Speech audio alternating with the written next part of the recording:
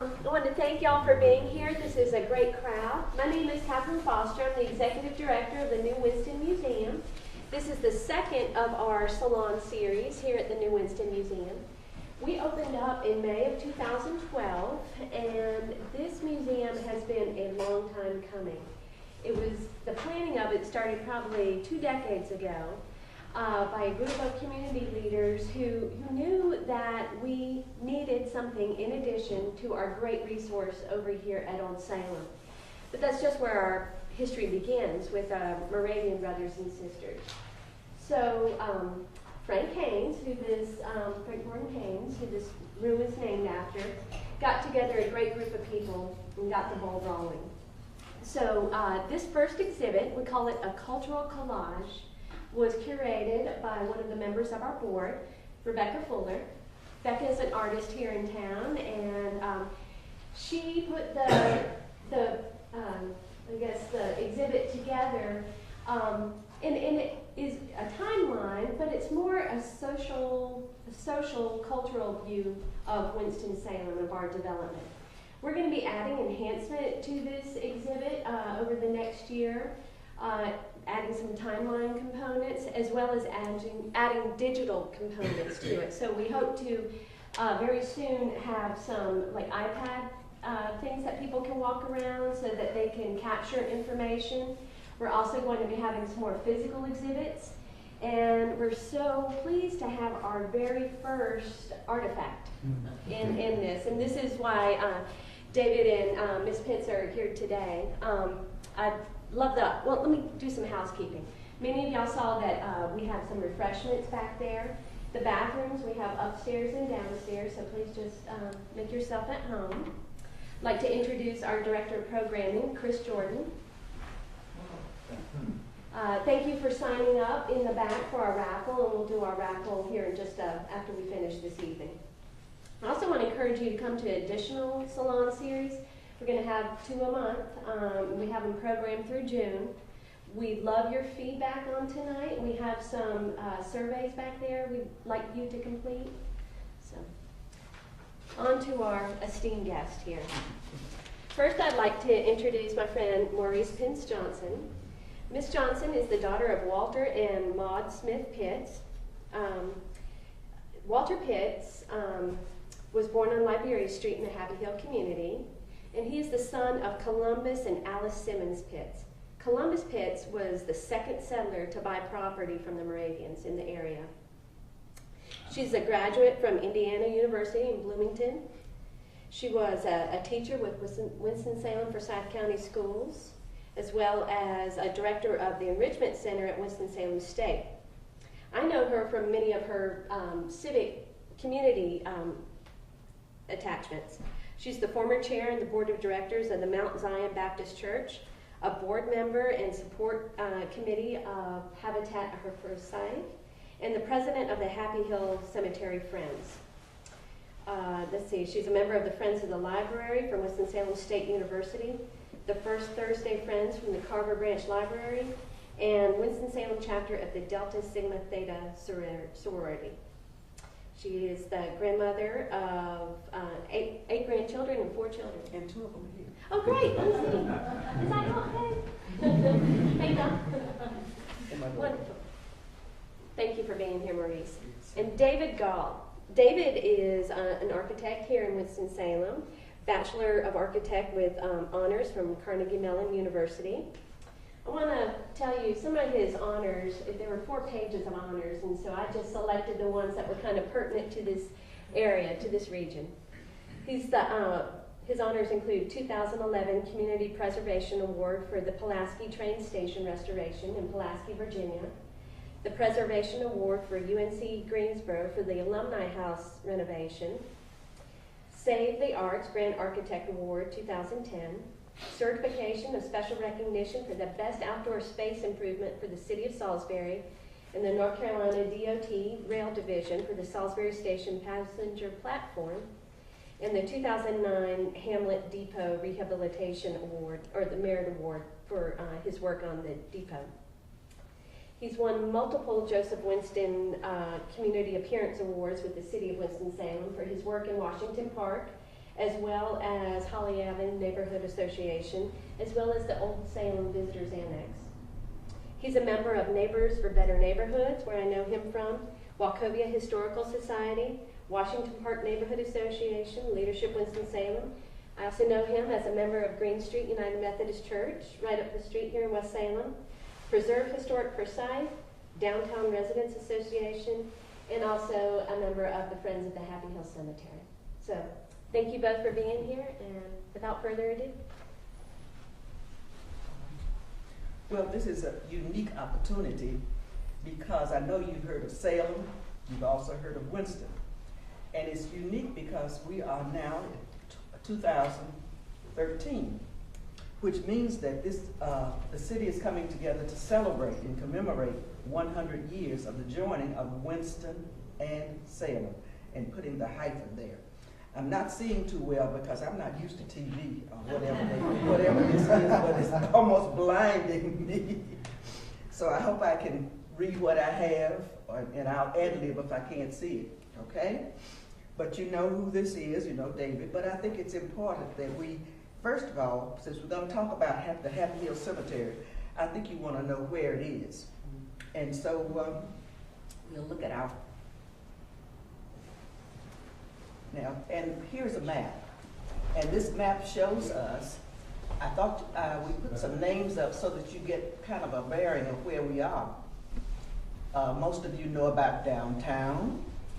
Then you would perhaps go over to WSSU, leave there and go to Old Salem, and we'll jump around and go to the School of the Arts. And so between those two, there's Happy Hill. And this evening we're going to talk about the Happy Hill Cemetery. Because the cemetery is at Willow and Pitt Street, at the bottom of the overpass that goes over US 52 and Bargrave Street. Because some people are now using GPS for driving, the city has given us an address. And it's 888 Willow Street. So put that in your GPS if you're trying to find it. In 1965, and that was Highway 52 right through there. And the chunk of trees would be the cemetery right in there. Okay. In 1965, the State Highway Commission acquired a portion of the cemetery to construct US 52. The remains of some of the individuals were extracted by the North Carolina Department of Transportation and were reinterred near Oak Grove Baptist Church in Walkertown. Now, why is this cemetery significant? Well, I think for two reasons at least. Because it is the resting place of our ancestors. And maybe you can pass the word and find some other people who have ancestors buried there. It also has a link with Salem. Today it's Old Salem. Well known for tourist attraction, a well-known tourist attraction. Some of the persons buried in the cemetery were born prior to the emancipation.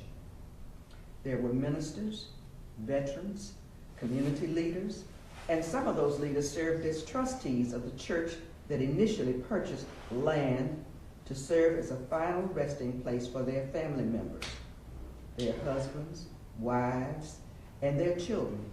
Some of those children passed just within a few days of their birth. Have you ever visited a cemetery and placed flowers on the headstone of a loved one, an ancestor of your own? I'm sure you always wanted the appearance around that headstone to look decent, as if someone cared. No matter how long ago they transitioned, we should lovingly think of their sacrifices, and that makes our ancestors special. When we think of how hard they worked, they left a legacy for us. This is my grandfather, Columbus Pitts, and my grandmother, Alice Simmons Pitts. Her mother, Matilda Simmons, is also buried there. And this stone represents their final resting place. At least we were able to find it when we went to the cemetery, not initially. Initially it was overgrown, but we were finally able to find it because it was not one of those that was knocked down, because it was rather flat. So we were pleased we were finally able to find that. Now, let's look at a document. And this document is also on display. And it says Liberia, North Carolina. And it's especially interesting to note on that document, although it is undated, that grave plots at that time cost $2.50. And then we did finally find the cemetery, or at least Liberia, marked on an 1895 Sanborn map. But there have been a number of changes through the years. And then on one that we found that was a little later, in fact 1940, we finally found the designation Happy Hill Cemetery. Now there's a definite link between the town of Salem, the land across the creek from Salem, because at one time it was considered the slave quarters. In the town of Salem, the African Americans worshiped in a brick structure, the St. Philip's Moravian Church. It is the oldest African American church standing in North Carolina. Freedom was announced in that church on May 21st, 1865, by a Union Army cavalry chaplain. Thus, Liberia became known as Happy Hill, an affirmation that they were no longer slaves. Beside it is an 1823 reconstructed log church. Both of these are included if you go on a tour of Old Salem. So as the Moravians in Salem began to sell property to the freedmen, and as they acquired land across the creek, small homes were built. The new homeowners often added one room at a time as their families grew. I understand that was the case with my family, or with my grandfather. As they had more children, there were finally 3 children, so when another child was born, you could build another room. There was finally a one-room school built in Happy Hill in 1865.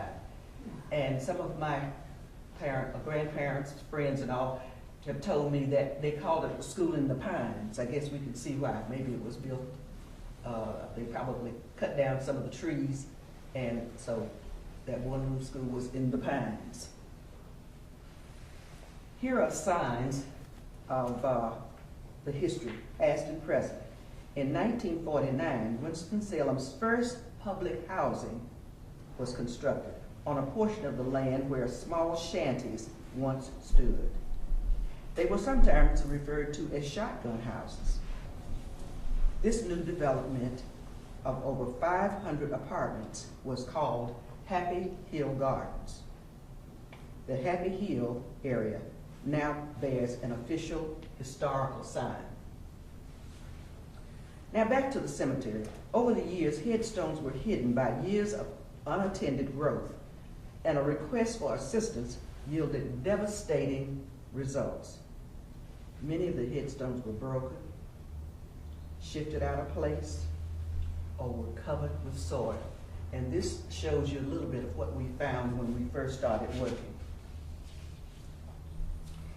Yet there were some activities through the years as a number of individuals and groups saw the need to take more pride in the Happy Hill community. The children who lived in Happy Hill Gardens made a muddy path through the cemetery to take a shortcut to dig school. In 1999, Charles Williams, a scout, took on a challenge. To earn his Eagle badge, with the help of his troop members and their families, he prepared a graveled but beautiful trail through the cemetery to make it easier for the children to walk from their homes to dig school. There have been other people taking pride in the area, and 2 of those caused exhibits to be put together.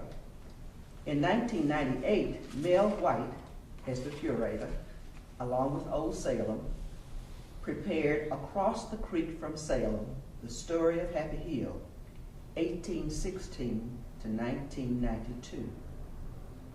And in 2011, Belinda Tate is the curator, and Diggs Gallery at Winston-Salem State University offered another exhibit called Pride and Dignity from the Hill.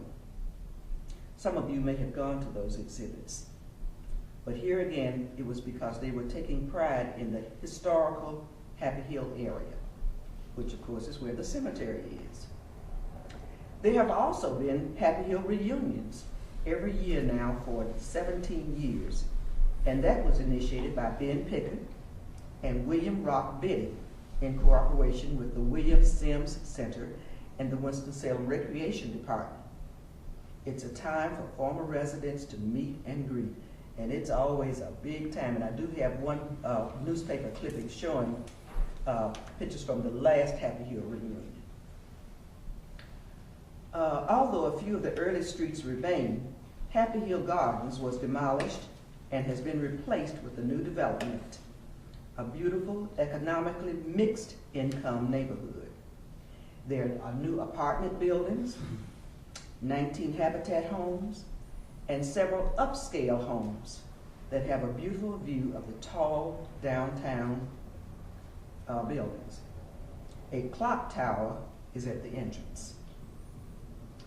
Thus, all this improvement, we still have a sacred final resting place where our ancestors give us reason to want to beautify this area. That brings us to the challenge initiated by myself and the help of Mo and Martha Hartley of Old Salem Museum and Gardens. Our desire was to change the appearance of the Happy Hill Cemetery. So with the help of volunteers who work diligently on various Saturday mornings since 2010, the appearance is changing. Happy Hill Cemetery Friends have as their motto, and I can't even think of it now, it's not on my notes, but I know we wanted to beautify the historic Happy Hill Cemetery. And I think we have that on the board also.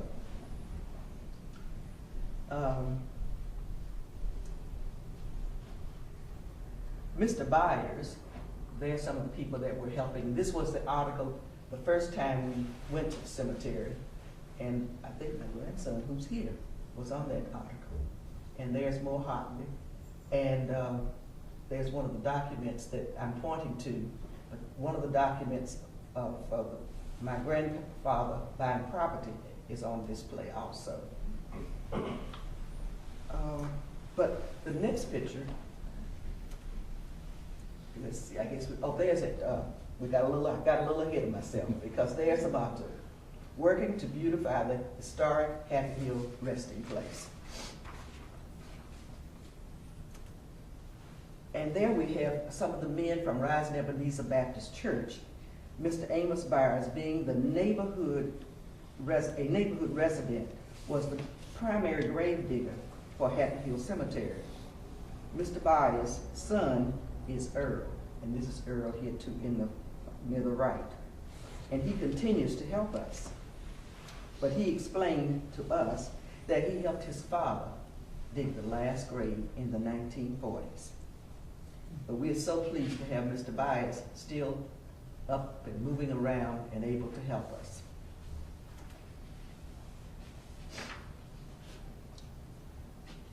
During the, you can see there some of the workers there. At one point, it was so thick that we needed tractors to go through and cut down some of the brush. During 2 of the semesters recently, we had some students from Salem to help us. And there are a few of them there. They would come out during their class, so they only worked 1 hour, but they were willing to, and they also did a PowerPoint about their work at the cemetery. This cemetery has, in our venture in this cemetery has caused us to make many contacts, either to seek information or to summon volunteers. And rather than trying to read those off to you, I have placed those on the display. The contacts we have made and the volunteers who have helped us. And one of those volunteers is here with us this evening, in the person of David Gall. And he has been the most dedicated volunteer of all. When nobody else shows up, David is there. And so I'm going to turn that over to David, and maybe I can talk a little bit more after he finishes his portion. Thank you. Well, it's a pleasure for me to be here tonight and to see some old friends and to make some new friends. And I wanted to just start off tonight and say some thank yous. This marvelous PowerPoint presentation was put together by an architect at my office, and her name is Delana Reinard, and she's a multi-talented woman, and she put together this whole presentation to help Maurice and I, and Maurice and I are both very grateful to her. I wanted to thank Catherine Foster and her colleagues for inviting us to be here tonight, and I wanted to reiterate what Maurice just said and thank all of the helpers that we've had out at the Happy Hill Cemetery on Saturday mornings with our reclamation work, and especially the men from Rising Ebenezer Baptist Church, which is about 2 blocks from the cemetery. We could not have gotten as far as we have in the last 3 years for me, 3.5 years for me, more than that for Maurice, without the help of those men from the church.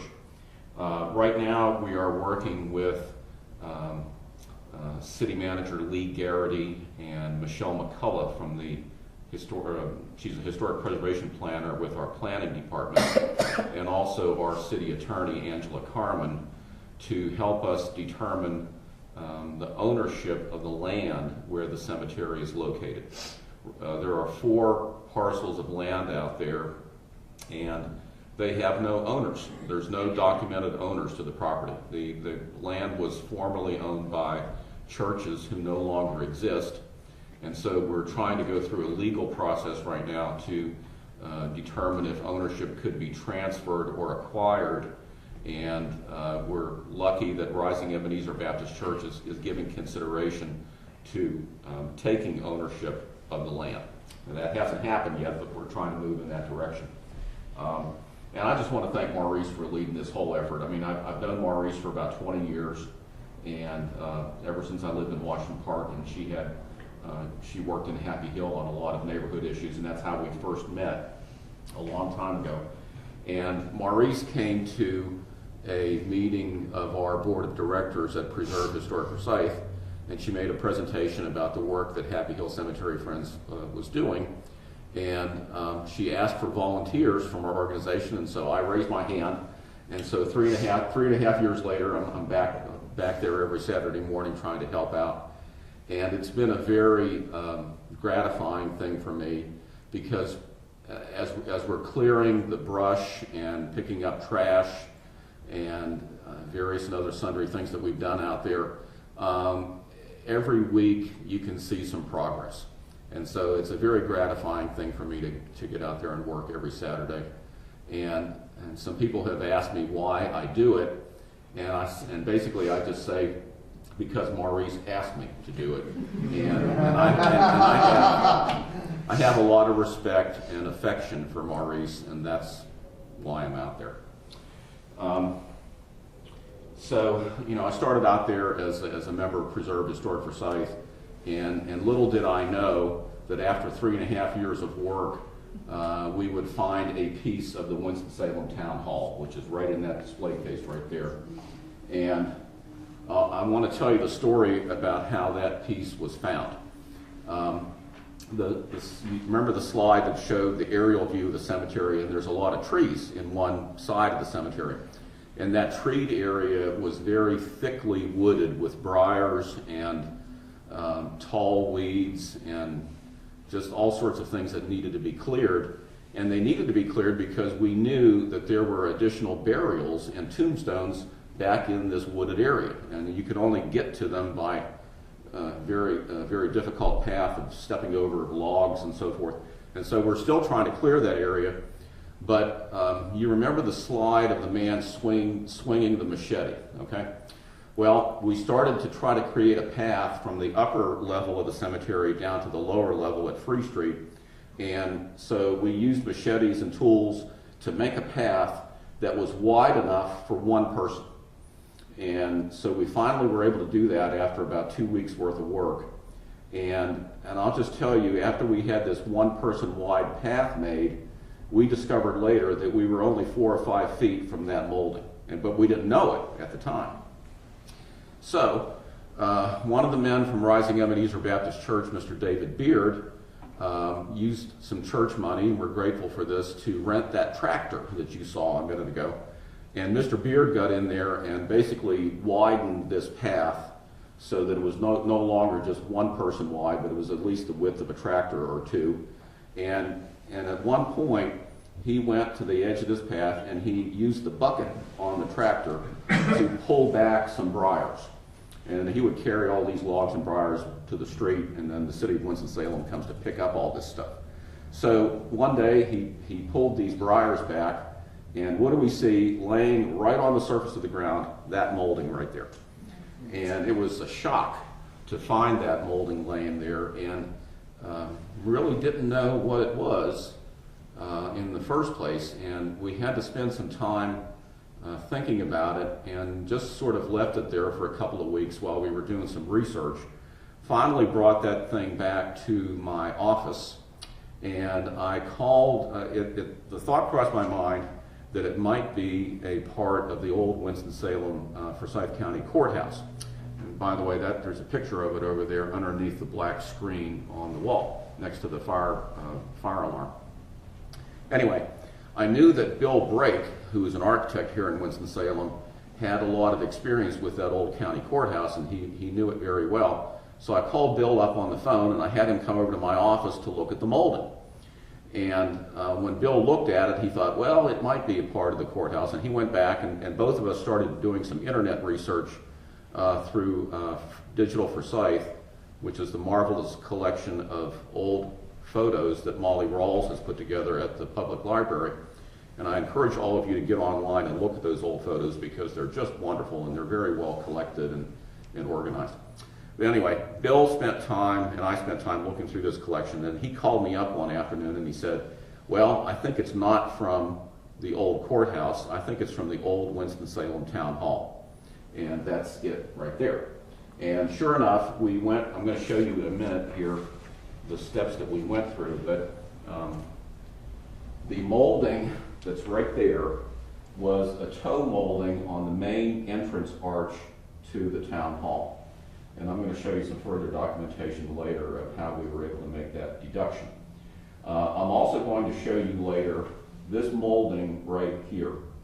Now that's called a spiral scroll, sometimes it's called a volute. In this case it's at the sill of these openings, but I'm going to show you a picture of that molding, because not only did we find that very lovely and valuable toe molding right there at the Happy Hill Cemetery, but within about 150 feet of where that was found, we found this scroll molding right here, and we've also found some other pieces of this building.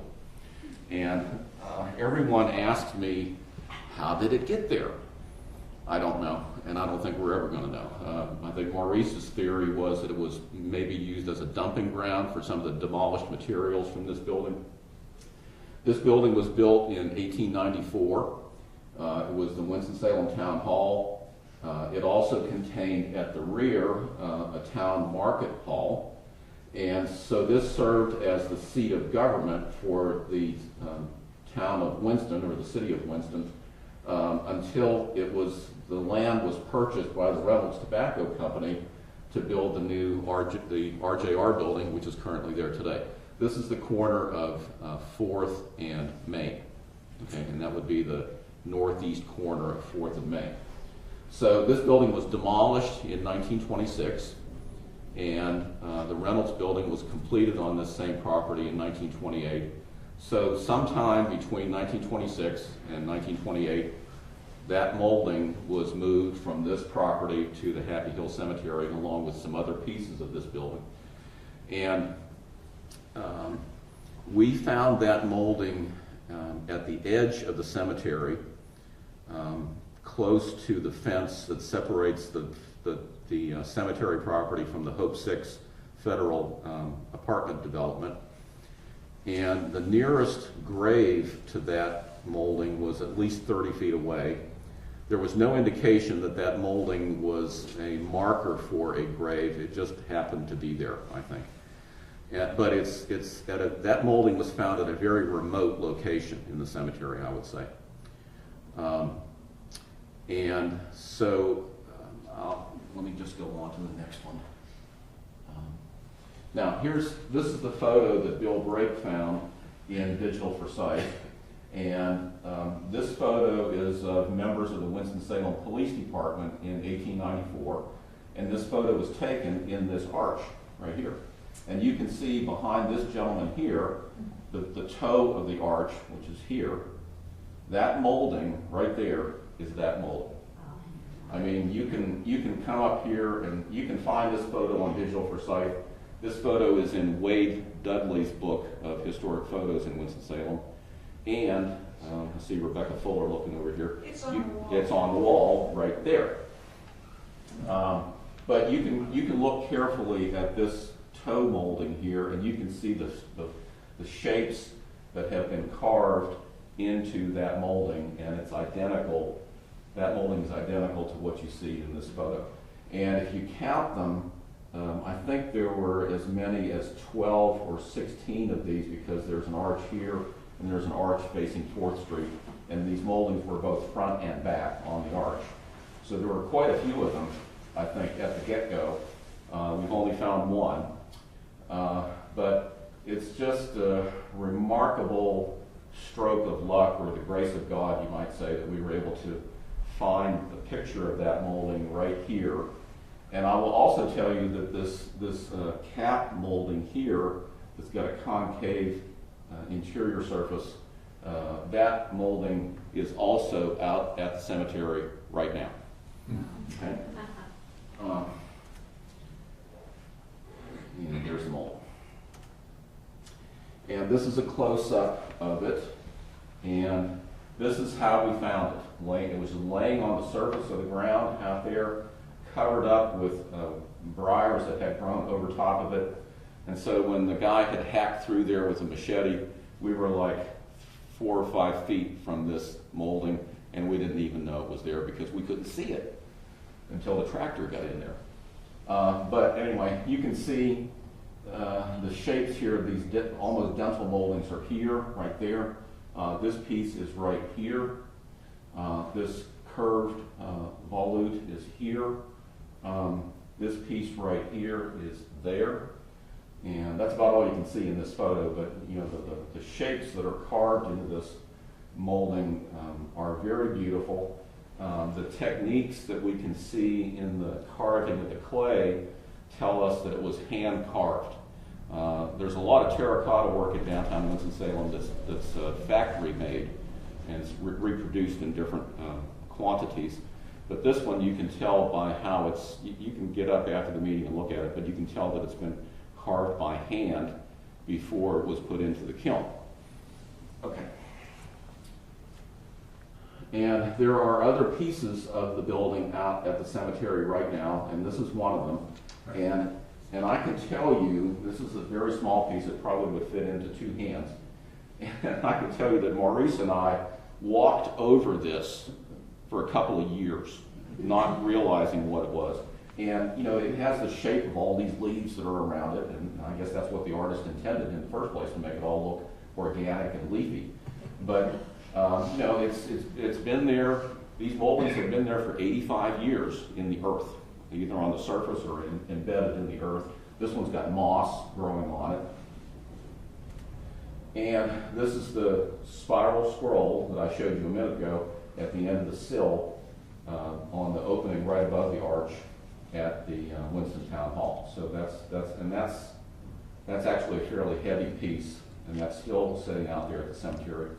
That piece weighs 84 pounds. It's very heavy. So that's my presentation tonight. That's my story that I wanted to tell you about the molding. And it's just been a very interesting time to have found that right before our centennial here in this community. And I'm thankful to the new Winston Museum for putting this on display. It's been sitting in my office for quite some time, and that kind of bothered me because I think the public needs to see this. It doesn't need to be sitting in my office. It needs to be out where the public can see it. So I'm very grateful to Catherine and her colleagues for taking on the responsibility to show this to the public. I understand that there's a move afoot to temporarily have the molding moved down to City Hall during the centennial celebration in May, but then I think it's going to come back here, and I'm just very grateful for that because I think folks, the public needs to see that. So I'm going to turn this back over to Maurice, who's going to talk about the tasks that are remaining for us at the Happy Hill Cemetery Friends that we need to accomplish. Well, we've got some short range and some long range goals, and I suppose you don't need to hear all of that, except that we hope at some point we may be able to fence the area in. Of course, as long as it rains, and we're grateful for the rain, but as long as there's rain, there's going to be growth. So it's a task that is ongoing. So we're going to need more volunteers. So if you can talk to people, tell them about our goals, it will help us a great deal. I have a display over there in the back, and I also have some cards. I thought about having a list, but I think it would be easier for you to fill out a card to give me your name and your contact information, and whether you'd like for us to contact you so you can work, or maybe you just like to know about our progress, or you want to just talk it up and tell other people about it, because they may know someone who is buried in that cemetery, who has an ancestor that may be buried in the cemetery, who may just like this kind of work. They are historians, and they'd like to know more. But just give us some information so that we can be in touch with you or with someone else. If you know a name of someone that might be buried in the cemetery, there are several lists over there. We have been able to acquire a list of people, but I think did I say something, or did I skip that, to tell you that some of the graves were moved to Walkertown, and we don't know which ones were moved. I have been in touch with DOT. They were not willing, I suppose is the word, but they said they could not find the list of people that they moved to Walkertown. I've walked that area, but I can't be sure because some of the names were on little tags, and they were a little metal with paper in the little frame, and that's washed away. There are some very beautiful stones, more than there are really in the Happy Hill Cemetery, but we can't be sure in many cases just who it is. But and we can't find the families because some of the families didn't talk to their children, and they don't know, and they don't remember. One of the nicest stones, which is also on this our display, was a Reverend Higgins, and I understand that he was a stonemason, and so his stone is one of the tallest. It is the tallest one in the cemetery. Many of them were just low, and people could not afford too much. So some of those have now been covered with soil, and so we're not sure who they are. But we'd like to get more information. So you can help us, and I guess I have a slide about the goals. We perhaps at one time sometime have to hope to have a marker like they're putting up all over town for various historical places. And well, more people is one goal. Not only the families, but people who might be buried there. And we'd like to establish a plan for maintenance so that it's ongoing, because it has to go on and on in order to keep it looking decent. And let's see, I can't see that. It's a mechanism for receiving funds. Yes, at some point we may have some funds. Right now we're just taking, everybody's volunteer, and we're just doing the best we can with what we have, and that's a little muscle power. I'd like to open up for some questions that you may have. I don't know whether I have piqued your interest or whether you'd like to know more about it, but I can't see, so just speak up. 2 questions over here. One question, do you have any documentation on the old schoolhouse and what happened to it? Or? We have not been able to find anything except that when we think it might have been torn down. When was that? Well, I had some notes somewhere, and I didn't bring all of those notes with me, but it had to be in the early 1900s. Because it was built in, let's see, I thought I had in my notes something about when that might have been built.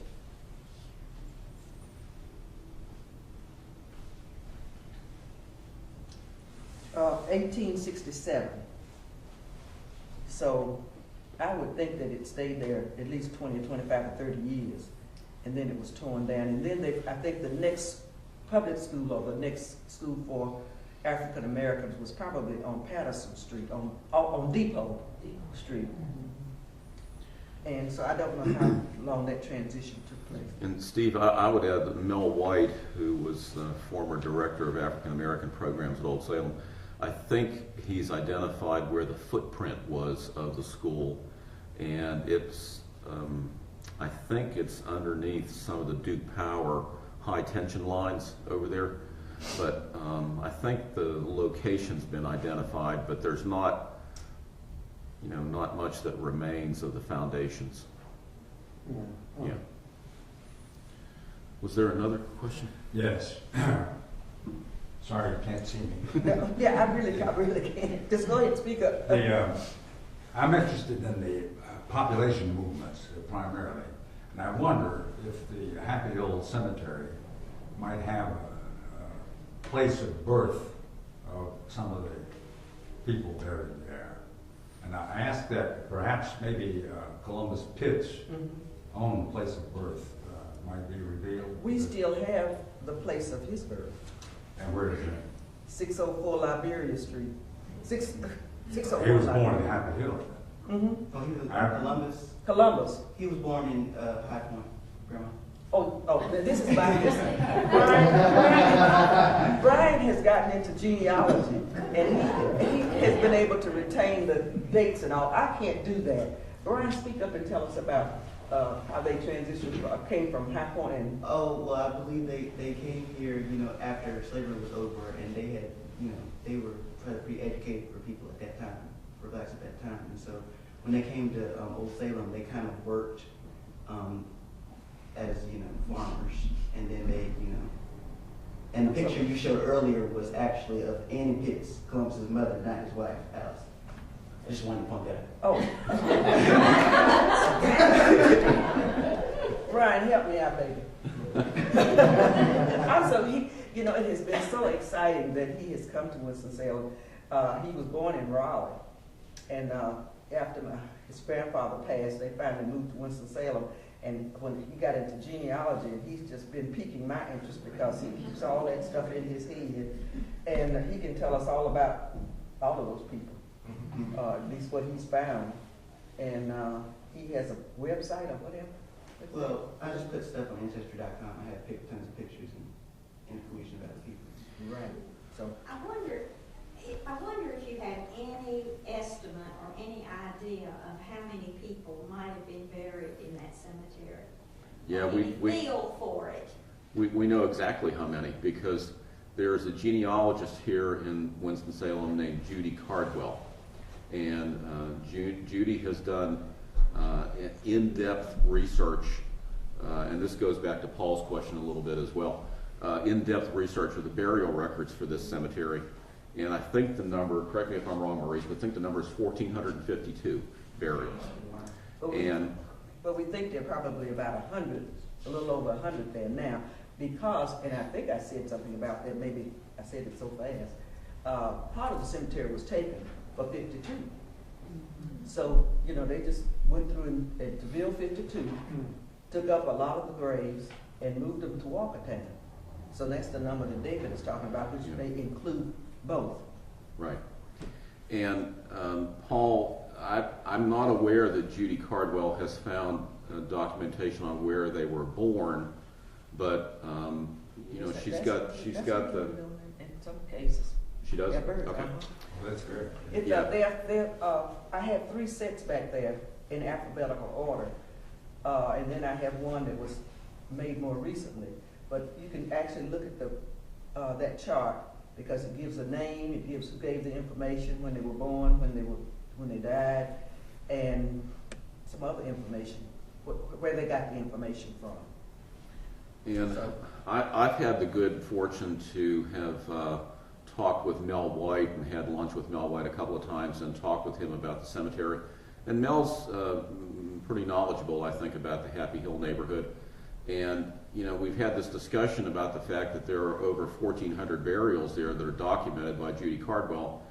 And we're all sort of wondering, like, where are they? Because, you know, there's just, if you go and count the number of stones that are there now, you start wondering where all these other folks were buried. And one comment that Mel had for me was that he said that quite often in other cemeteries, in urban areas in particular, they often had what was called a pauper's field, where poor people were buried. And the poor people were buried closer to each other than the more well-off folks. And we have found out there now at the cemetery little metal markers. And they're about this tall, and they have a little metal card holder, you might say, that would hold something that's about as big as a business card. And we think that maybe some of these metal markers were used to mark the paupers' graves with just a name. And of course the card is gone now, but the metal markers, the metal card receivers are still there. They're rusted now. But we found 2 or 3 of those, and I can show you where they are if you wanted to come out there. But you know, it could very well be that some part of that cemetery was a pauper's field where the burials were much closer, and maybe that could account for the larger number. But you know, we haven't solved that mystery yet.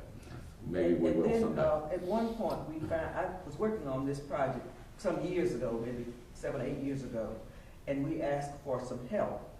And the help that was given, we regretted it because they went in with heavy equipment and broke a lot of the stones. And then there was a lower area, almost what you might call a gully, and they just pushed some of the stones into that gully. But nobody was there to say, don't do that, or when are you going to do it, and when you do it, be careful. And so we know that, in fact, I have found 2 for my great-grandmother. And so one of them was at the edge of that gully. But then there's one closer to my grandfather and grandmother's stone, and I think my father probably put it there. I had another one put there for her so she'd be close to, or at least her stone would be close to her to her daughter, which would have been Matilda Simmons.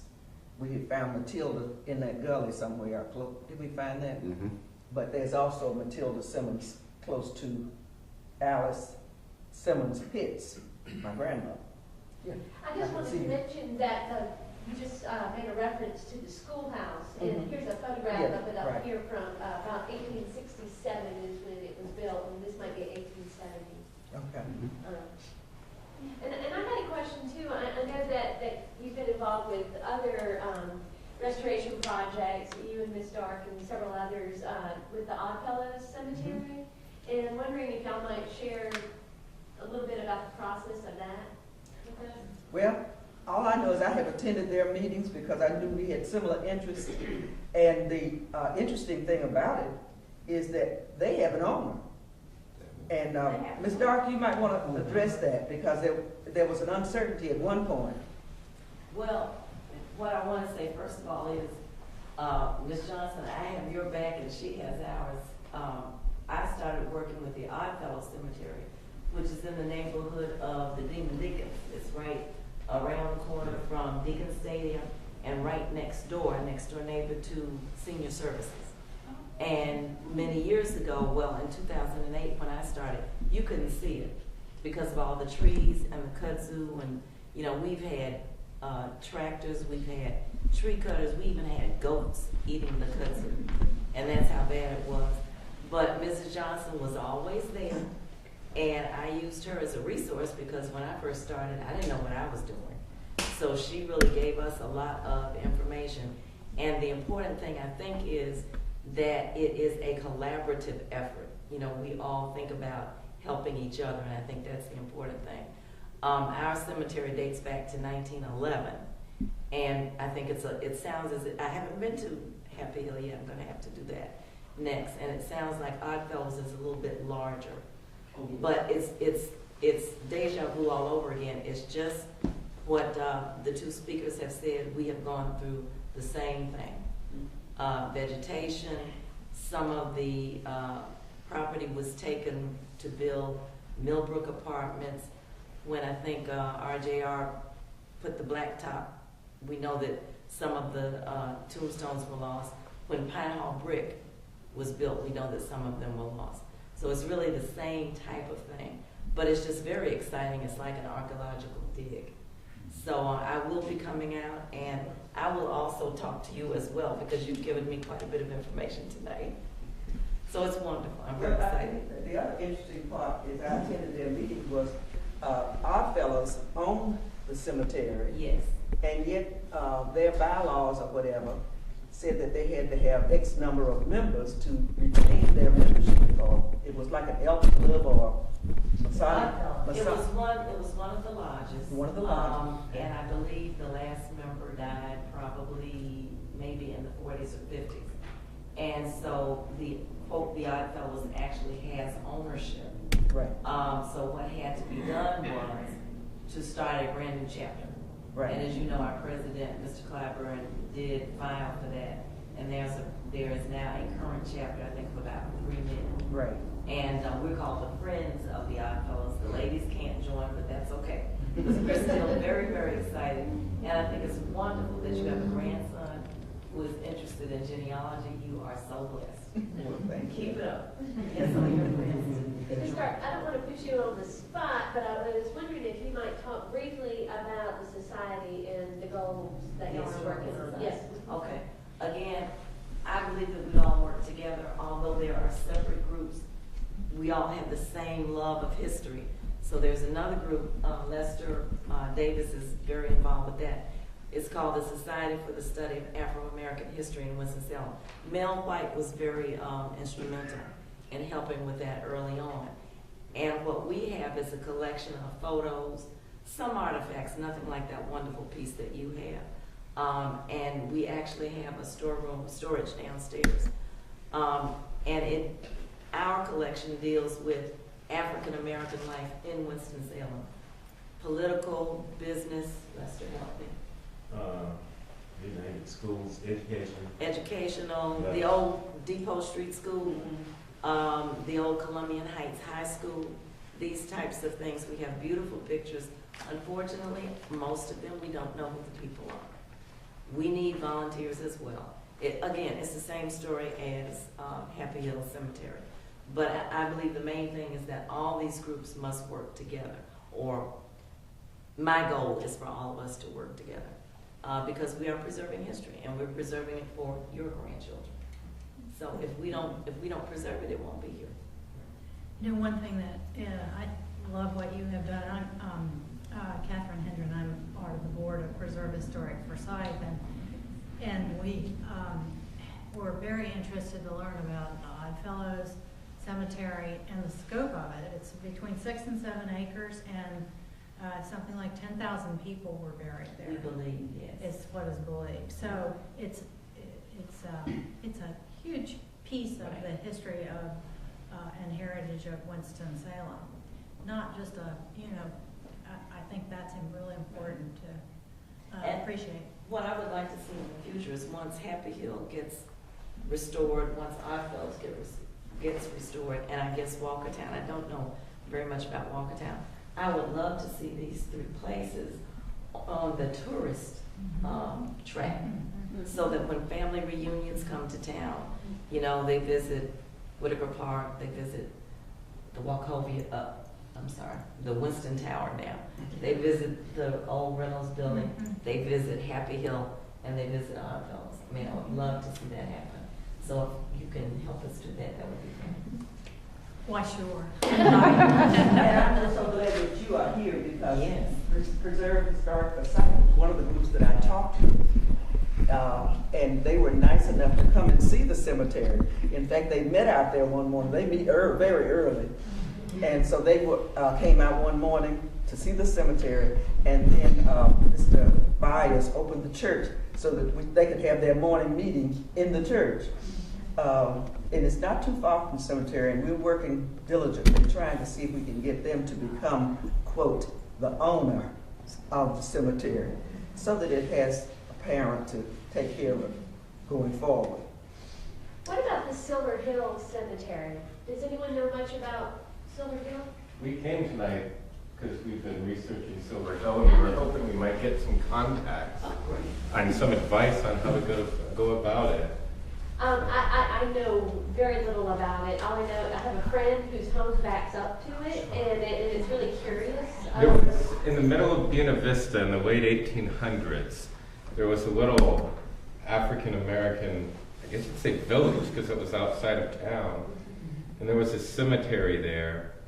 But it had, we think, 30, 40, 50 people in it. I think I found 37. I think Georgiana Page McCoy can perhaps tell you some information about that. Great, yeah. I was really hoping to get to talk to you guys before I left, so yeah, please. She was born in Happy Hill, and she points out where her house once stood. In Silver Hill or Happy Hill? Well, she was born in Happy Hill, but she talks about a cemetery is it off Wartown? Is it over that way? No, it's near Reynolds High School. It's off of Buena Vista Road on Carolina. Right. Well, then that's yet another one then. Yeah, Because there's you one would on never know it's a Wartown, cemetery. I believe. Yeah, it's about 2 blocks from Silver Reynolds. Hill. But you wouldn't, it doesn't have a sign on it or anything, it just looks like a nice piece of open land with big trees, and so it's a great place to walk. And some fairly new houses are on the other side of the road. And now there is a sign up, Oh, is there? so you'll know you're in the right field. Well, that's one of the reasons we are not getting any, I won't say any, the city is careful about how much help they offer, because there are little cemeteries everywhere. And if they do something for one, they perhaps would open themselves and have to do it for each one that's there. So, but we are pleased with the contacts that we have been able to make. At least they are willing to help us and give us some directives about how we might finally get an owner. Because at this point, the trustees are dead, the churches no longer exist that own Happy Hill. We know names, we know the names of churches. In fact, just recently, in most of the documentation that we have seen, it's the ME Church. But I just found one that says AME, which is African Methodist Episcopal. And I was able to find out that that's St. James on Patterson Avenue. It's right there across from the main, what they call now the main post office. That's St. James. And their letters are A African Methodist Episcopal. And I took a letter to that pastor. He does not live in Winston-Salem, but he's here on the weekends. So I took a letter asking him if he would check with his conference to see if they have any information about the Happy Hill Cemetery. And Mr. Scholander, the other thing I'd add to Maurice's response is the National Park Service has online resources about cemetery reclamation. And also here in North Carolina, the State Historic Preservation Office used to have a paid staff member named Ruth Little.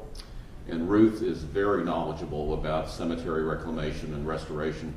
And I think, don't quote me on this, but I think that Ruth is no longer employed by the State Preservation Office because of budget cuts and so forth. But I'm sure you could probably get her contact information from that office, and she's very knowledgeable. That's the State Preservation Office Right, of North Carolina Park in Raleigh. Service. What was her name? Ruth Little. And I have been in touch with several people in Raleigh, but the budget cuts has caused that there's no one seems to be given much information, or they're not willing to look up too much about cemeteries. I have names, but when you call, you can't seem to get much. Well, Be glad to share what I have. well, the dead can't vote, at least not too often. Well, I frequently say when I'm talking about the cemetery, I say it's not a dead issue. So we're doing what we can, but it is a very difficult situation. In fact, I thought this talk this evening was very unique, but it does fit right in with Winston-Salem in our centennial. Yes. When 52 was built, you said some of the graves were moved to Yes. Walkertown. What was the connection? Do you know why they happened? Well, you know, when they get ready to make a new highway or a new street, they decide where they want to put it, and if it's in its path, then they decide eminent domain or whatever it is that takes over. Why did they choose the Walkertown Cemetery? Right. Well, there was a Mr. Watkins out there. There's a church, Oak Grove Baptist Church. Oak Grove Baptist Church has their own cemetery. And I guess he had some vacant land. And I've been out and talked to his son. The old Mr. Watkins is deceased. But I went out and talked with the son, and he allowed me, I went over to the cemetery and walked with me, saying this is where they brought the Happy Hill people. So I think he just had some land, and he was glad to make a little money, and allowed them to put the remains there. And they were supposed to pay those people some money, and I'm not sure whether they really got the money they were supposed to get for each person that was moved. But as I said, I checked with DOT, and they said they didn't have a list of the people that were moved. We met, Chris and I met with a woman named Cindy Casey, who is an historian here in town, and she was telling us a little bit about another graveyard that she's done some research on 12th Street. That, Chris, help me try to remember this if we can. That they moved the headstones, but they did not move the bodies. And do you remember? Well, now, you know, there was one where Smith Reynolds Airport is. Okay, maybe that. There was a cemetery, but those Some were moved there, and then some were moved elsewhere, like Right. to Walkertown. Yeah, I should say. Walkertown. So it could be that some of the, I don't know, it may have just been headstones. some were moved to Evergreen.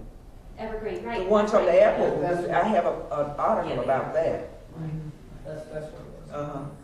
Well, let me just add to that. Cindy Casey is a member of the Forsyth County Historical Association, and as is Judy Cardwell that I mentioned earlier. And that's another county-wide historical organization that's a real asset to this community. And they're very interested in the non-Moravian history of the county. And they have a lot of genealogists as members, and they meet once a month. And they have, I think they have an online presence, and and I'm a member, and they're a very good organization, and they're very, they have members who are very knowledgeable about the history of the county. So I'd encourage all of you to get in contact with them. Phyllis Hoots is the president, I think, and they're a real asset to the county, I think. Any more questions that we have? I'm just so delighted that you came out this evening, because I wondered how much of an audience we would have. There are a lot of people who might have been here, but the CIAA is going on in Charlotte. Need I say more? I hope you join me in thanking our speakers.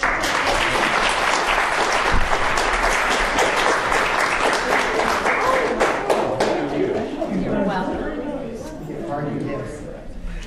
Brian, is there anything you'd like to add? Oh, no, I'm good. You good? And before everyone dashes off, let me do a drawing